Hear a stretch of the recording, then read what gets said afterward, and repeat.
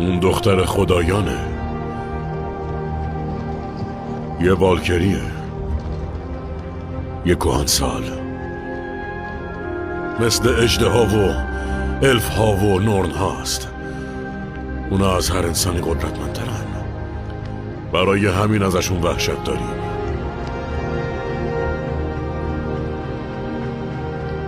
ولی من ملکه رو نور دیدم.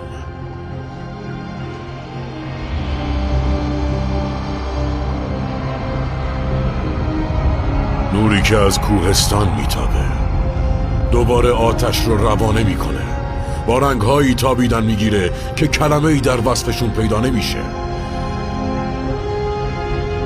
اون از اون کوه برخاسته و حالا راهنمای شماست. یه والکری از افرادی که